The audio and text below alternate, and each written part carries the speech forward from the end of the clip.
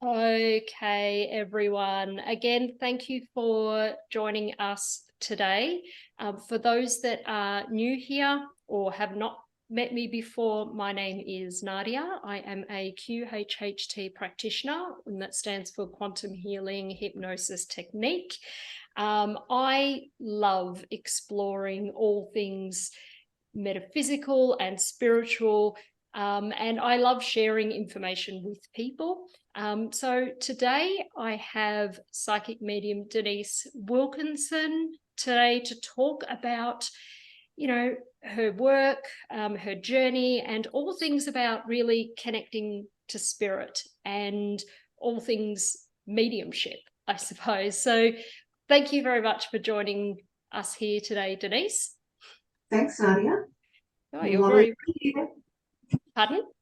Lovely to be here. Yes. So, Denise, I suppose, can you just give us a little bit of a background on, because I know you wear many hats, actually. You're not just a psychic medium. What other things do you do? Just to give us a little bit of background there. Well, I did work in emergency for 13 years as a clerical administration, which gave me a lot of knowledge and a lot of wisdom with working with people. During that time, I started working in my psychic mediumship business, but I took it to the full-time last year when I resigned after 13 years. I've done Reiki healing, and I've also studied as an NLP practitioner. For those that don't know what that is, it's neuro-linguistic programming. So it's a lot of words, the words that you use. So it's changing your thought processes and words that you use and the language to create a better life for yourself. So there's a couple of the things that I do, apart from being a mum and running around looking after people and pets. And pets. Yeah, lots of them. Yes. So can you tell us, I'm very curious actually to find out a little bit about your journey, I suppose, to becoming a psychic medium. Like, for example, did you always have these abilities, or what was your journey like? Ooh. Well, I first started when, last 6 years ago, but I think I always had them. I had my intuition that was there from a very young child that got me out of some tricky situations. I always felt like the black sheep in the family, or the odd one out with the friends, or the serious one, etc., etc. But it wasn't until the last 6 years, yes, a few things happened where I woke up, so to speak. But I was pretty much going in that direction anyway. But I think spirit just pushed me into it a lot faster. And since that time, it's been very fast, my development. But yeah, I think intuition is there for everybody to use. So it's always been there. Just didn't recognize it. Okay, so you did, what about as a child? Did you notice anything like from a very young age, or was it Not particularly at a young age. I just knew I'd get feelings and I just didn't want to do something, or my body told me to get out of a situation that was a bit tricky where I could have been, in a very uncomfortable situation. And that happened a couple of times, but it was a fear came over me and told me to get out of there. I had to leave. So there were certain times, but no, nothing in particular, no spirit, no seeing spirits, none of that sort of thing. More about just knowing I didn't feel comfortable. But I was a very lonely child, so maybe that's part of it. I'm not sure, but I was a very lonely child, so I kept to myself a lot, and I occupied myself with my own creativity, which was, working outside or playing with my animals, anything like that I was just in my own world. Yeah. And it's interesting too, because you mentioned that you had quite strong intuition. And I think from speaking with a lot of people, I feel like that's where where it begins for a lot of people. I think we can all relate to having that moment, even if they're just fleeting, those moments of Yeah. intuition. And we notice when we listen to that, it always ends up in our best and highest good. Yeah. So that's where it sort of started for you then. Yeah. Well, I always put it down that I was a bit boring or a bit of stick in the mud, because I just knew when things were wrong, or you shouldn't be doing that, or it wasn't right, or, that wasn't, I was just more grown up than I was. So I think that's part of it as well, because you always have that, you're an old soul, so you know right from wrong from a very young age. And yeah, that's part of that's intuition as well. But just knowing when you're seeing someone else doing something and you just know it's wrong, you don't get involved with it. You just go, no, no. Or helping the underdog, the person that's getting picked on, rather than joining the crowd, I would never do that. I would always go and defend someone that was being picked on, or I'd feel, no, that's not right. That's awful. You can't do that. So being, I suppose, that old soul, that I imagine there'd probably be some difficulties around that with, especially when you're younger, to relate to people of your own age who perhaps don't have that knowing or that deep inner wisdom. Yeah, that's where I said I felt like the odd one out, or the boring one, or, the one that didn't want to party or take the party drugs. I was the driver. As a younger child, I just, no, you can't do that. I was just always the safe one. And I just thought I was a bit boring, but I was actually, using my inner knowledge and wisdom not to do something that wasn't appropriate. Yeah. And what about, did you have one defining, I wouldn't say defining, but was there one sort of moment that stands out for you in terms of all of a sudden it was like, oh my gosh, I can connect to spirit? Do you remember your first time? Oh, well, it was me. It was even before I started this work, so they were pushing me towards it. Really, for me, my first connection with spirit, which I really didn't know, was when I left my husband. I was 18 weeks pregnant with another baby, and I went to a refuge in Bendigo, and I was being woken up every night. I was there, but I'd been warned about being woken up just before my baby would start stirring in the cot, and she'd start waking up and crying and screaming. And I'd have full-on body tingles within my body. So while I was in the refuge, I was getting healing every night, but it was also stirring up my baby. And while I was there, every night that happened, and I'd never experienced that. It was like they were coming in to give me healing and protection. And at the time, it wasn't until years and years later that I understood that was spirit looking after me and coming in to let me know I was there and giving me lots of healing. But at the time, I just thought, wow, what is this? I'm tingling all over. I'm being woken up during the night. It's just, what is it? But fast forward about 15 years, I figured out what it was.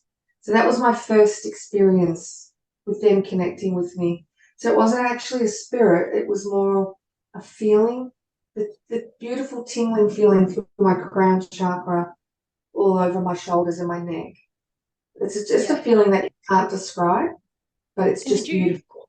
Did you recognize that feeling at the time for what it was, or was it only looking back on that experience? Looking back, like I said, 15 years later, I looked back and thought, wow, I know what all that was, because it started happening to me again when I started waking up and started this work. So I could look back and go, oh, that was spirit. They were helping me. But when it was happening, I wasn't scared. It was a calm, loving feeling. So it didn't scare me at all. But I never, ever put it down to a spiritual experience. That's how turned off I was. Had no idea.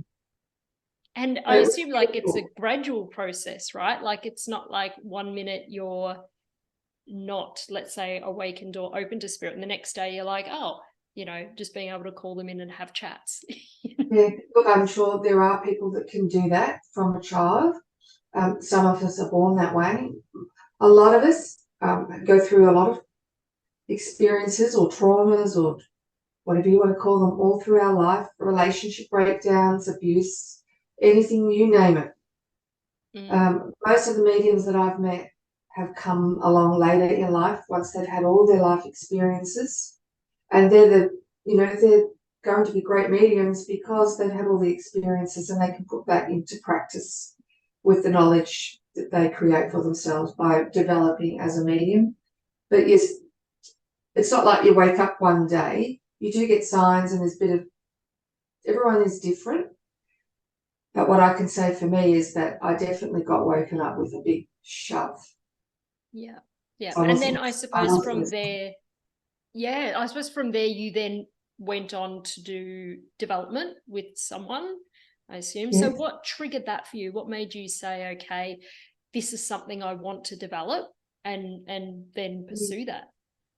Well, I was already being geared into that direction, like 7 years ago, 8 years ago, and I already had an interest all my life about this stuff, and I always wanted to do it myself, but I never knew I could do it.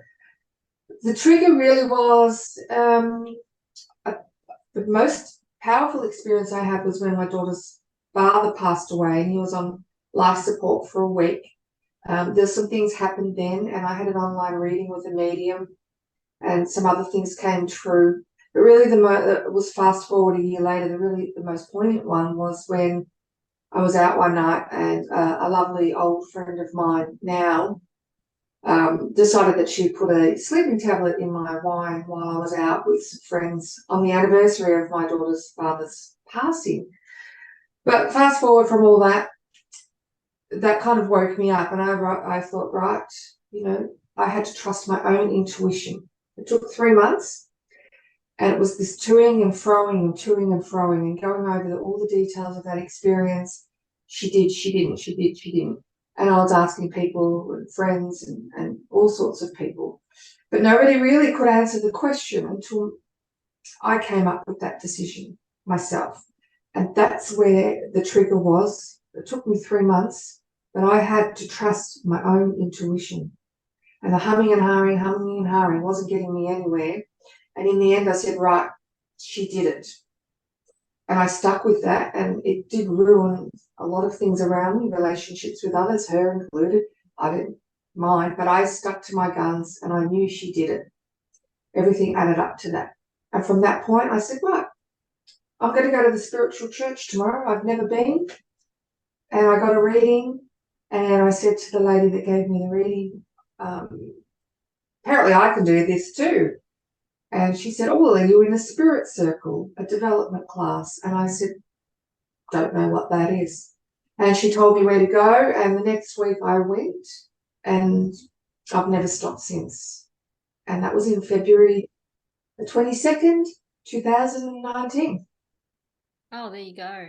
So that's when when I you sort of officially started your development, and you've first come a class. long way. Yeah. Yep. And I walked into the room, and a pile of people were there, and my teacher said to me, you've done this before? And I said, no, I thought I was walking into a meditation group, and I had nothing. And he got me to do a reading on someone, and it was just words, just describe someone by looking at them. That's how I started. Point blank zero. So how obviously, you walked in thinking it was a meditation group and you didn't know what to expect. So how, I suppose after that first experience, how open were you then to learning? Because I'm tipping what you walked into was, like I said, not what you were expecting at all. Would have been a bit of a shock to a degree. So were you then thinking, oh, okay, this is something I can do? Were you on the fence about it? Oh no, I was kicking my heels up in the air as I left that class. I wanted it to continue forever. I felt like I was in the right place. I was home. I craved more. I couldn't wait till the following Friday. Yeah. So then how did you transition, I would say, from being, obviously I know it's a slow transition, like it would be for a lot of people, but from being Denise to psychic medium Denise, there's that shift, I think, that occurs in your life where it sort of, in a sense, it can well, it doesn't completely define you, but to an extent it defines you, I suppose, as particularly to those around you. How do you go about making that shift and I suppose there might be people logging in today that are, wanting to develop or are developing, and it's sort of like, how do I go from being me to being developing? Yeah. Well, for me, it was passion. I absolutely loved it. I just wanted more and more and more. But that could be my Scorpio obsessive nature. I don't know. But definitely passion. A want. I want to help people. But at the beginning, that's more about your own development than helping others. But it's just an amazing feeling to actually get something right. And then you want to go back again the next week and get more and more. And it's just trusting your ability. If your teacher's saying to you, you've got the ability, then you trust that and you let go of any expectations and just give what you get in the classroom. And once you've let go and you trust and you've got that passion to learn, there's really no stopping you. The only person that's stopping you from developing is yourself. But so we are all you saying then? Sorry. Yeah. Oh no, sorry, you go. So we all, some of us are fast tracked, like myself, for whatever reason. Perhaps I chose to come into this life, and at this point in time, I was going to wake up and I'm going to do it all at once, bang, bang, bang, bang. Some people might do it in slow transition over many, many, many years. But I have seen a lot of people fast tracked, myself included. And we're usually people that don't really want to do it the slow way. So we do it the hard way fast, which can be a little bit more heavier on your body, physically and emotionally. But we're strong enough to handle it, I believe. That's why we chose it. So being fast tracked is one aspect of it.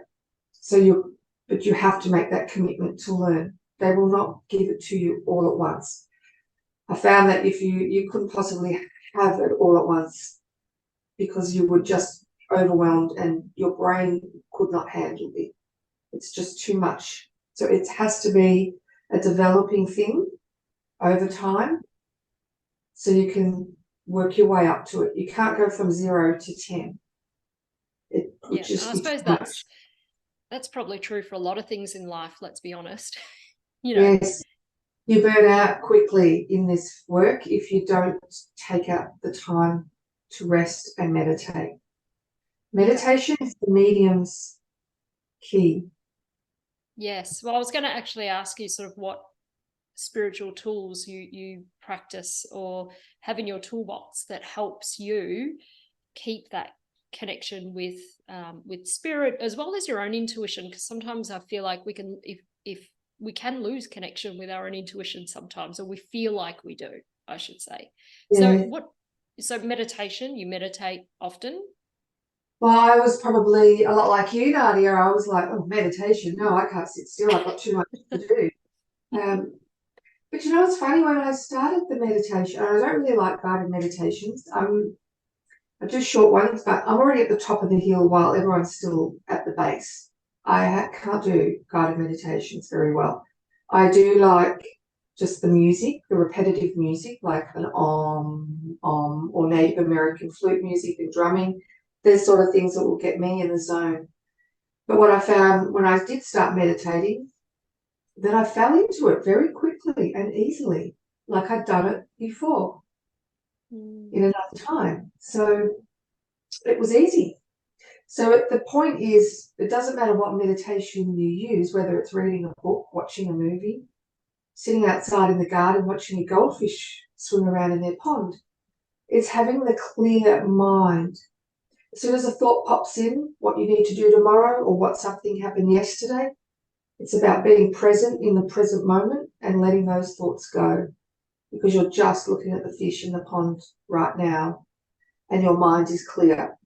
And that's the space that you want to be in, because that's when spirit can connect to you. When your mind is clear, there's just nothing there. It's a different brainwave. So if your brain is busy, 3D mind is busy thinking about this and thinking about that, worry, the only time spirit are going to be able to connect to you is 3 a.m. in the morning, and I'm sure there's people here can attain to that 3 o'clock. Quite often they'll wake up. That's the time the spirit can connect with you, or dreams, because that's when your brain is at the quietest. So that's very common for people that are waking up, haven't quite woken up yet. That's when spirit will get your attention. Yeah, I hear about that a lot. People say they get messages in dreams or past loved ones coming to them through their dreams. Yeah, some Which is really very, very special. Very special. I've had a friend come through once, an older lady, and I saw her as clear as day in my dream, and she said, I love you, I miss you. It was so nice. And so if you have a dream like that and it seems so real, and they're physically and emotionally there with you, then they are the dreams and they're the ones that you remember, because they actually are the real ones. Yeah. They're the ones that you hold on to. And it makes sense that it would happen when you're in that deep part of your sleep, when your mind is completely still and they're able to, I suppose, get in a little bit easier because your conscious mind is not interfering. It's actually very similar with the QHHT work that I do and with clients. When they're so relaxed and their mind is clear, everything comes through so much clearer. So it is similar. The conscious mind doesn't interfere. Yeah. No, the conscious mind can keep you trapped somewhere else. That's the part that you want to slip aside for all the other information. And NLP is very similar to that. It's about getting into the subconscious mind, because there's only, I think, a quarter part of the brain that you do remember. The rest is locked in your subconscious, as you know. So that's part of NLP as well, where we unlock some of those thoughts and processes that you have inbuilt into your subconscious from a child or somewhere along the way, which then really do hold you back in your life when you want to move forward. Yeah. And when you started developing and you realized, okay, this is something or whether it happened actually when you started your development, or this happened after you had decided to put yourself out there as a psychic medium, how did you go about, I suppose, breaking that news to your friends and family? I assume, given the nature of the work, there would have been some that would have embraced it. Some would have been like, yeah, that's good. Do what makes you happy. And maybe some that were did not have any comprehension, any understanding, thought you were a bit weird or. Yeah. Or I'd gone to God or something, all that. Yeah. Look, within the emergency department, a lot of people didn't know. Some close people did. My boss knew. But it was just something that I couldn't be held back from. So I was changing. I was the most negative, grumpy, not talkative type person you could have ever met. I'm not like that now. I do like my quiet time, but I was not the same person. So as far as my children, I think they see a change now, but at the time, I don't think they still try to hold on to the old me. And I don't think like that anymore. I say to them, I don't do that, So they can't really get that grasp. But a lot of people have said to me, you look different, you look younger, because all the stresses of life have popped away and fallen away.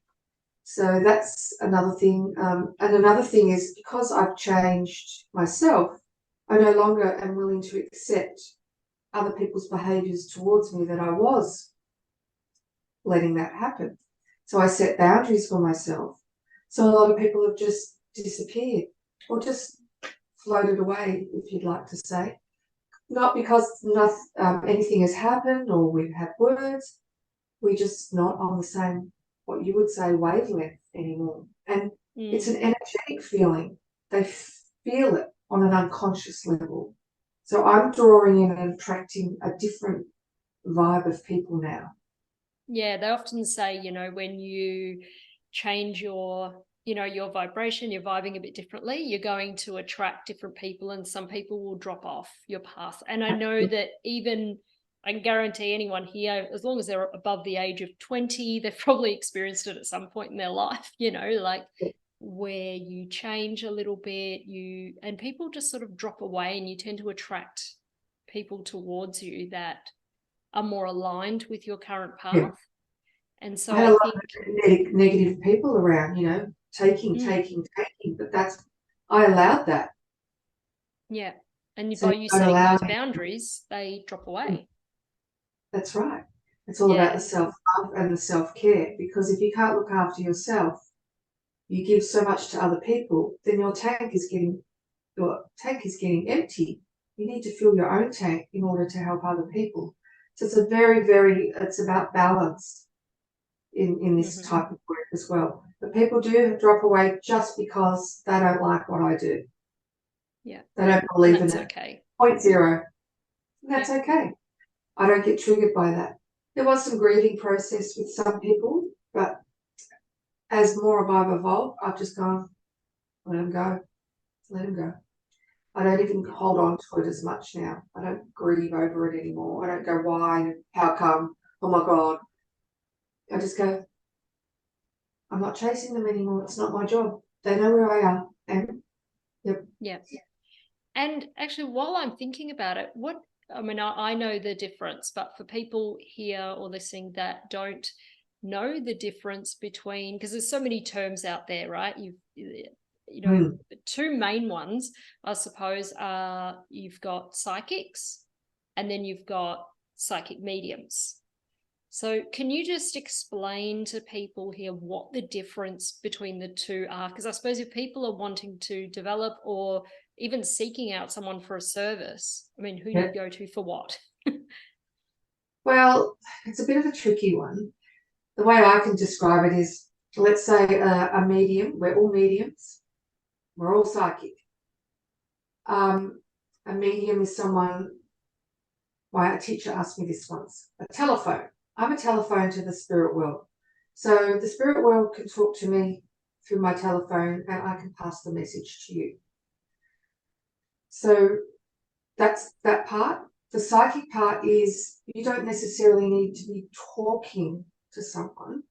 You may well hear information come into your ears or telepathically, but you just know, or you psychically can look at someone, and as you might see after when I do a card, I just know what to say. That's more psychic. You're picking up the person's energy around them, or you just know. I don't know. But that's a defining.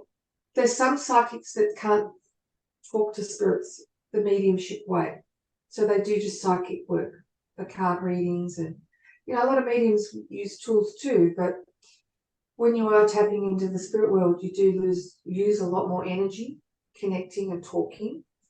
A psychic is I think a little bit easier because you're not necessarily tapping into that higher energy.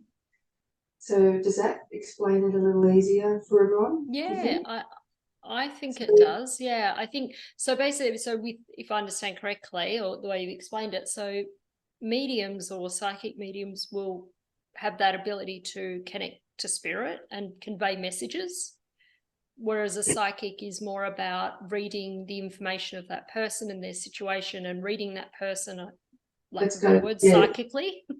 Yeah. But they don't necessarily connect to spirit or get messages from spirit. Yes, yeah, look. Or past loved ones, I should say. Yeah, that's true. But I think all mediums are psychic, but not all psychics are mediums. But I guess the information is still coming from the spirit world, but I won't get too complicated. But if you are wanting to connect with a loved one and you want a medium as your person, if you just want like a futuristic thing with the card, like something like that. Yeah, or clarification around your current situation. Yeah, psychic feeding at a rare fair is okay. The only thing is that I don't do predictions unless spirit gives me that information. And with saying that, they will give as much information as they can to guide you on the right path. But there's no point me saying you're going to have a baby in 6 months' time. There's so many other factors that can come into that. Well, as humans, we all have free will as well. That's right. There's all sorts of things. So I can say there's a baby waiting for you, but that's up to your choice how you get there. But for me to say a defining, you're having a child, I would never say that to someone. I would say, oh, they're telling me there's a baby coming, but that's up to you, that's your business on that side. But I would never give a time frame like that unless Spirit gave it to me, because there's so many things that can go wrong with that information, or right, or you can go choose it. Once you've heard that, you can go, oh no, I'm never having a child, and go to the precautions of avoiding that. So do you see what I mean? So a psychic can predict lots of things, but ultimately at the end of the day, you have free will and it's your choice. You create the path the way you want to go. None of them are right and none of them are wrong. They can give you guidance, is what I like to say. Yeah, I was going to say, I know with because I, as you know, I do some card readings for people, and mine are exactly the same. I don't even like people when they, or I shouldn't say I don't like people, I like people, but I don't like when people ask me yes or no questions. Like, yeah, when is my boyfriend going to marry me? Yeah, when is he get, or will I have a child, or will I get this job, or will I always say to them, let's rephrase the question, because I prefer to give guidance around, because at the end of the day, they can choose to do what they want. So I will say to them, okay, well, let's look for guidance around, I could say, okay, what does Denise need to know about this new job she's applying for? And that's how I'll read the spread. What do you need to know about that job? Or what do you need to know about your current relationship? Or because I think there's a lot more that comes through there's a lot more value that comes through the guidance than there does you walking out from a reading saying, oh, well, they say I'm going to have a baby, so I'm going to have a baby. It could be, okay, what would it look like for their relationship if they were to have a baby? Or what would it, there's a different way of doing it. So I agree with you.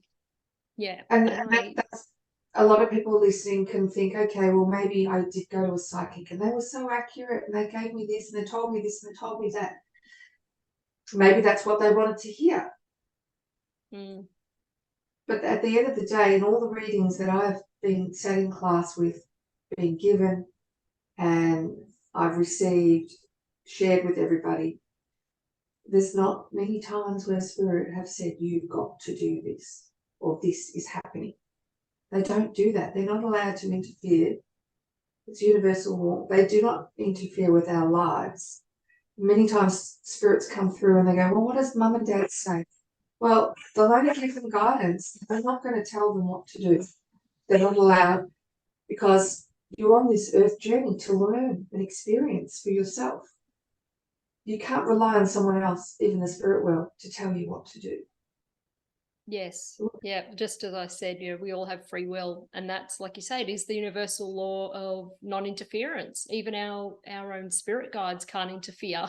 They can't even help unless we ask them for help. So it's an interesting thing. So on that topic, what type of clients do you tend to get? Like, people that come to you, are these, because obviously you are a medium, so are these people mostly curious? Are they grieving? Are they looking for closure? What type of clients do you get? All of them. Yeah. The grieving ones, I've had a few of those. They are I would say they have to be the most difficult, because they are grieving. So there's no ground rule with grieving. I've had some people that have lost a loved one weeks or months before and they've been fine. Some that have had longer spaces and they're still grieving. There's no right or wrong about the grief, because grief is love. So it's forever. The point is that they need to be open to what the spirit world wants to bring in. Their loved one is there. And I've heard people go, oh, I can't, I don't know who's going to come. I don't know if your husband will turn up. They're all there listening. They're there. It's whether the sitter is ready for it. And they know a lot more than we do when someone's ready for something. But if the sitter is not open and they're still grieving, why? Why? Where is he? How come, for example? They're not going to be open to the rest of the message, the guidance to help them move forward in their life, to make themselves have a better, more fulfilled life. That's what their loved ones in the spirit world want. But they can't get that message through while that person is still him grief. The curious ones, well, they actually take more energy from you because they don't come in for any particular reason other than to see what I'm going to predict to them. And as soon as I say I don't do predictions, you know, we do work together and they let their guard down. But they're the curious ones do take a bit more energy. But then they come around and they get some guidance. I think the most difficult ones and the most common ones are the ones that come to me to give them answers that they're never going to do anything with. They're just going around in the loop of life to whinge and complain, so to speak, but they actually don't want to do the work on resolving their problem or issue that they've got going on within their life because it's so difficult. So they don't want to take those steps. They want me to give them information or guidance, but at the same time, they're not going to listen to it.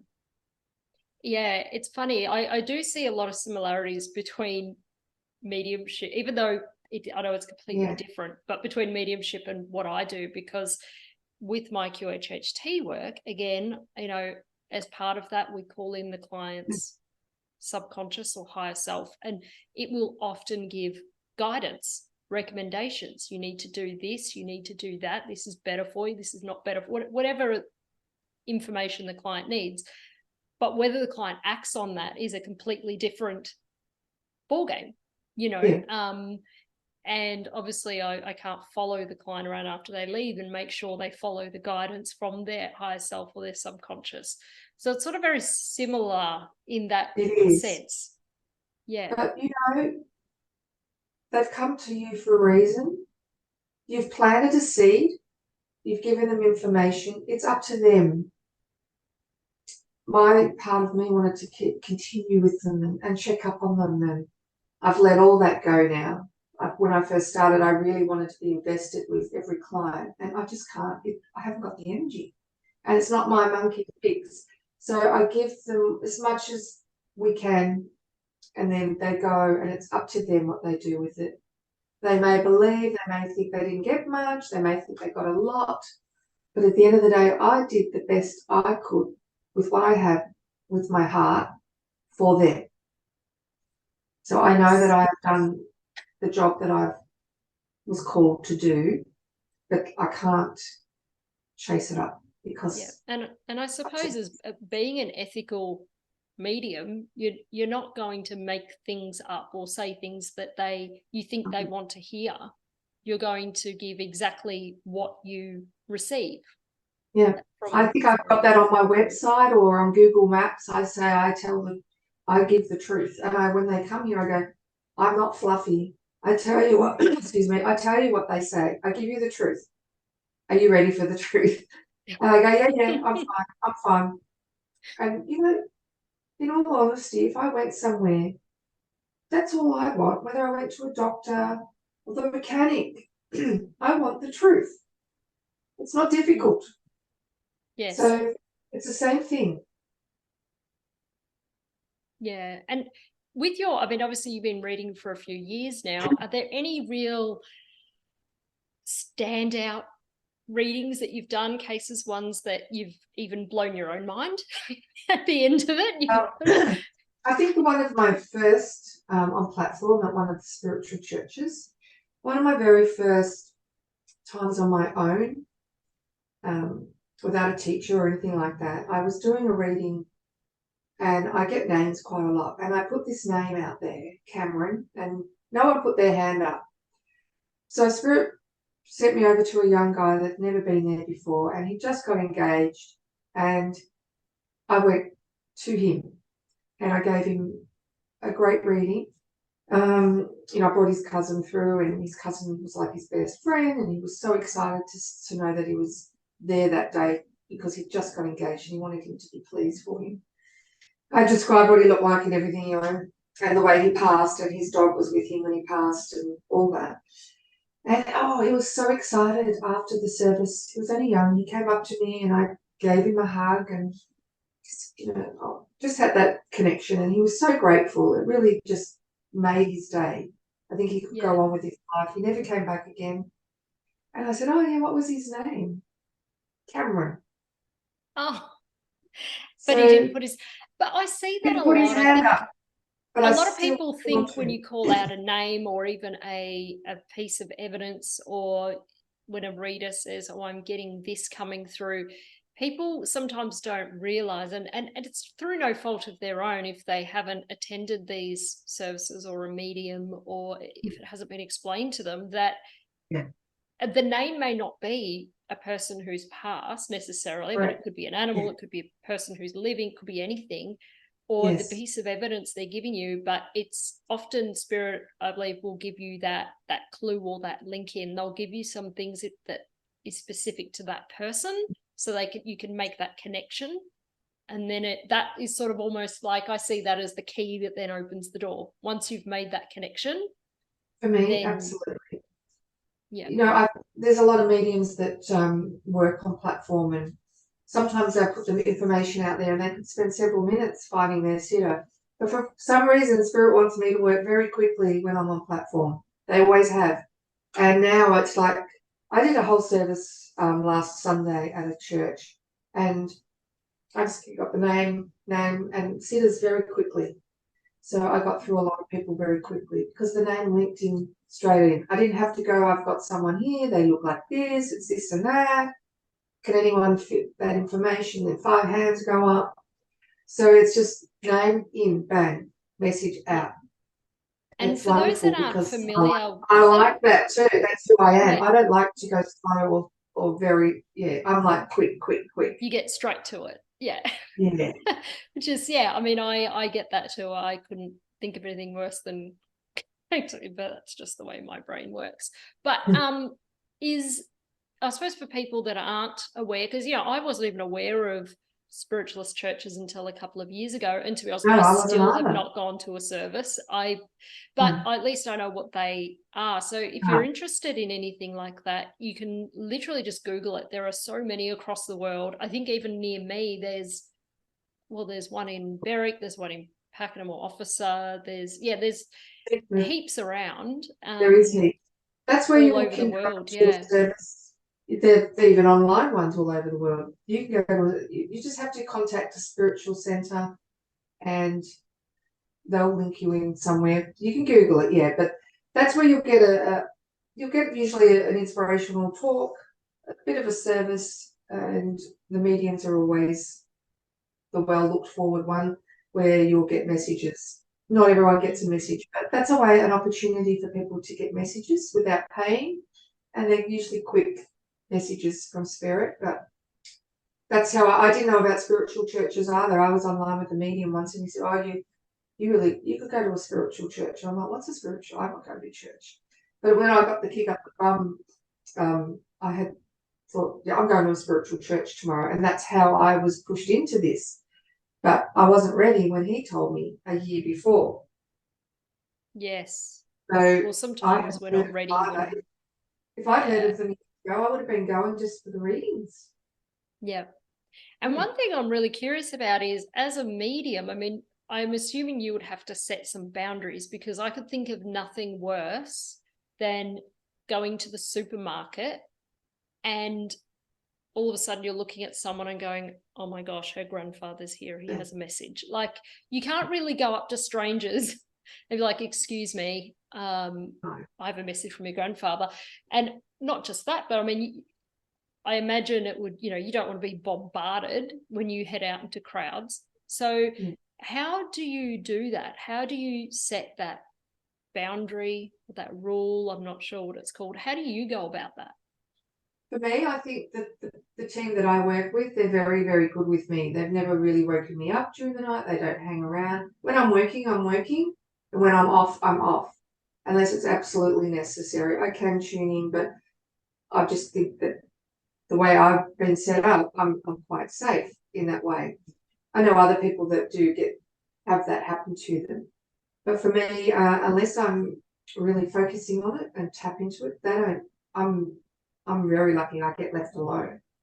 So for me, it's not an issue. For others, it can be, but that's just another way of setting boundaries is, okay, well, you just say to your team, your spirit guides. It's too much. I need free time. When I'm in my bedroom, you guys can't come in. I need to sleep. I need to rest.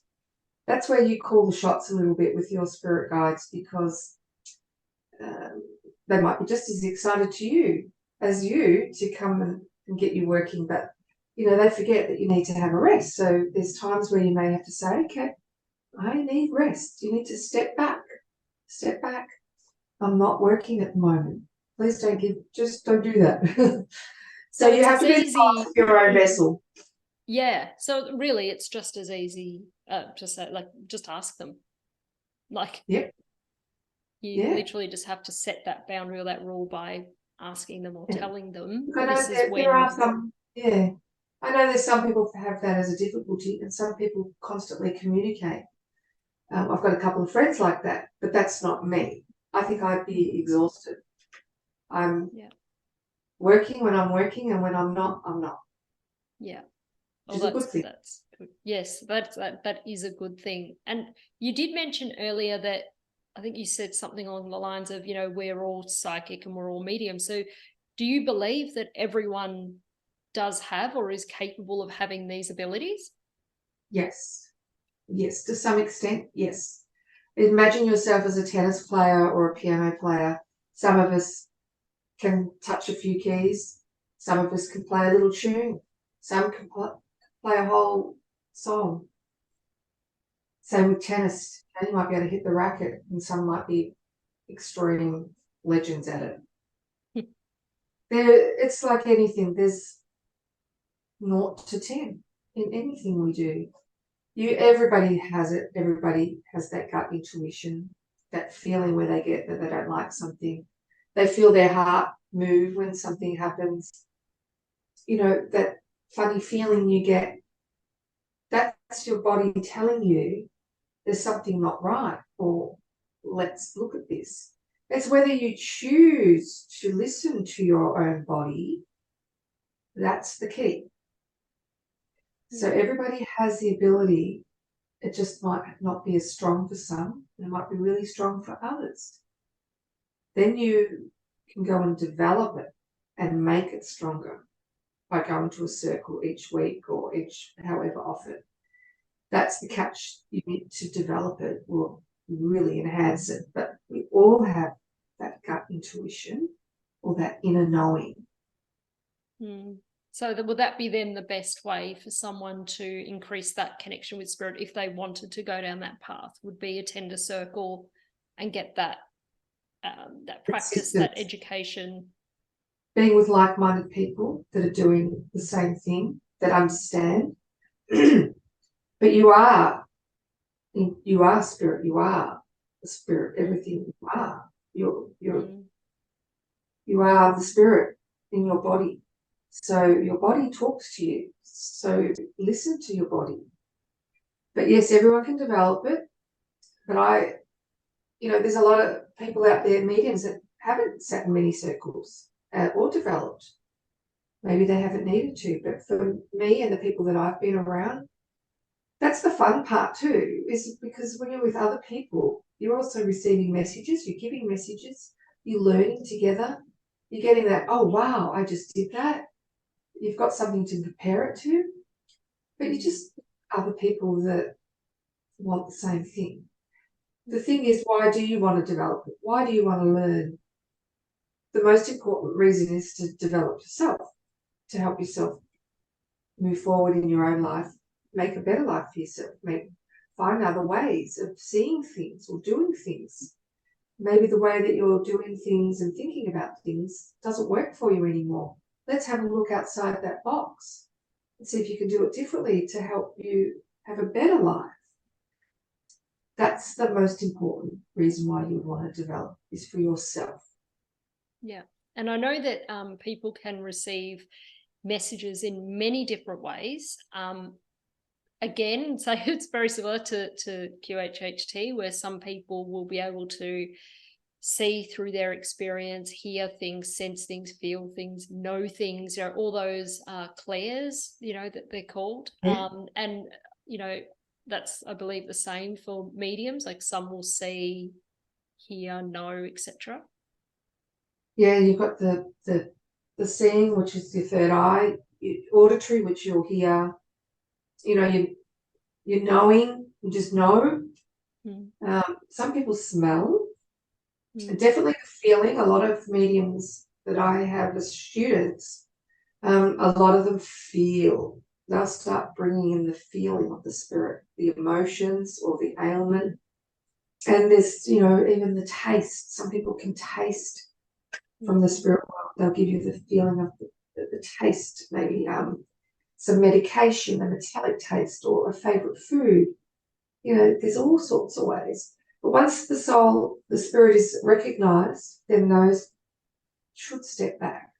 Once they've given you that chest pain, then you can say to your sitter, oh, I feel like I've got someone here, they're giving me some chest pain. Can you relate to that yourself, or is it someone in the spirit world? Because sometimes they might be picking up the emotions of the sitter as well, how they're feeling. So once it's recognised, 99% that feeling will step back. I've had students in the class where they've come in and they've had a headache straight away. And as soon as they get up, find their sitter, the headache goes. So it's spirit way, that's a way for them to connect with us through parts of us where we're enhanced by. So for me, I see, I hear, feel, and not so much. In the early days I did. That's just more my development, but a lot of people feel. So that's how they're going to do their reading with those feelings and emotions. So the clairs are very important, but some of us don't use them all. Some have our one strength, and that's where you work out what someone's strength is. And is that what you do then with your students in your class? You sort of work out what their strengths are and work with that? In the beginning, you let them go a little bit and then you can work on them a bit more. But once they understand and they've developed a bit with their own strengths, then they can branch out to something else. And then it all comes together. And then when you find them doing a reading, you've got the psychic working, the knowing, the seeing and the hearing. It all just comes in and you're using a basket of goodies for one reading. You're not just one specific thing. Yeah. So you use all the senses. I've got them there to use. Yeah. So other than those messages that come through that way, I know, and we've probably all experienced this where we see, I won't give any examples at this point, but sometimes we'll see something or something will happen and we'll know, we immediately recognize it as a sign from a past loved one. Yeah. What are some of the most, in your experience, most common signs that you've either experienced yourself or you've heard people talk about that they go, oh, someone's trying to contact me? Well, I think one of the most common ones will be finding a feather or a bird sitting in a tree out the front of the house chirping. Music coming on, a particular song or a favourite song. Seeing repetitive numbers like 1111 or 33 or 44 on number plates, restaurant tables, those sorts of things. What's another favourite one? Maybe finding things moving around in the house. Keys lost, then they appear. Doorbell ringing, things being moved in the house, lights flickering on is very common. They're all harmless ways, but they're all ways that they get your attention and you know that they're around or they're trying to get your attention. The best way is to communicate with the loved one in the spirit world as if they're still here, because they are. You just can't see them. So talk to them. Ask them for help. Ask them for guidance. They're there. They'll help you as much as they can, but you have to ask for it. So, if you're cooking dinner in the kitchen, you can talk to mum. So when you say talk to them, Denise, like, does it matter if you talk out loud or in your mind? Like, is there a preferred way they like to be spoken to? I don't think it matters whether you talk to them in your mind or out loud, whatever you choose, because they can hear you. So even if you asked in your mind, they will still get the message. Yeah. Yeah. And do you have any tips for people who are going to see a medium for a reading? What tips do you have to make sure that they receive the best reading that they can? You know, is there anything that they should or shouldn't be doing in the reading? Like, Well, you could go to the American new website, Very Soul, which I'm a professional medium and connected with, because that is an ethical platform for the world and it's branching out as we speak. So that will be a platform where you can go and get a free donated session from a medium or an up-and-coming medium, or you can book in with a professional one and know that you are getting an ethical medium. The other thing is that you look at the reviews or word of mouth. But then word of mouth is sometimes it can also be a downfall because you could come and see the same medium and have a completely different experience. So you need to be more open with that, because someone might have a really good experience and then you go, but what are you going for? What's your reason? So that can really alter things. But personally, a good spiritualist centre or church can put you onto a good medium. Verysoul.com, word of mouth, and checking out their reviews. And I mean, I know Google, you can look at reviews, but look at a pattern, see if there's any patterns. Because some of them do charge a fair bit, and you want to know that they're good. So I'd even call one on their phone, you know, and say, hey, I want to book a reading with you. They answer you. I often do text bookings with clients, but I'll often ring them and have a quick chat just to book them in. A lot of people don't do that. It's all online. So, and the other thing is, if you're really wanting a reading, you'll be directed to the right person. So I find that with me on Google, I always ask every client that comes to me, how'd you find me? A lot of the time they looked me up and they go, oh, I don't know, I just was drawn to you. So if you get that, trust your intuition as well. Yeah. And so thank you so much for your time today. Well, I hope I answered a lot of questions and got everybody understood. And yeah, I think it's great. You know, I think sharing information is so important for everyone's understanding. I think it's great. But if people did want to reach out to you, whether that be for, because I know you also do your development classes, as well as obviously private readings and platform work. But if people did want to reach out to you, what's the best way for them to reach you? If you want to follow me, for sure. I've got an Instagram page. I'm pretty easy to find. I will just change my name. Yeah. Okay, so on Facebook, you are Celestial Love. Yeah, that's Instagram. Yeah, so Instagram, we've got Denise Wilkinson, Psychic Medium. Your website is celestiallove.com.au. And I also have a private group on Facebook in the same name. You're quite welcome to join that. That usually gives you information where I'm working, at churches, centres. Recently we did lunch with a medium. We've got dinner with a medium coming up in Berwick, and we'll be doing another one. I do free readings in there sometimes. I've also got a page, Heart of Victoria, if you're in Australia. Heart of Victoria Spiritual Community. That's a free website where anyone and everyone can join, and anything spiritual gets posted in there. That's separate from me, but it's my group. But it's a private group, but it's public. Yeah. Well, thank you so much, Denise, for all of that and sharing all that information. I know I personally found it really interesting, and there were some really good tips in there for people on how to connect themselves, you know, trusting your intuition and the meditation and, you know, development circles. There's all these different ways that people can increase or improve their connection with spirit. So all that information is just super handy. So I'll just add something to finish up on, you know. Yeah. You don't need to, you are spirit. You can connect. Yes. You don't need to go to someone My simplest trick to give you today is put your hand on your heart and ask your heart the question. Your heart won't lie to you. You'll get the answer.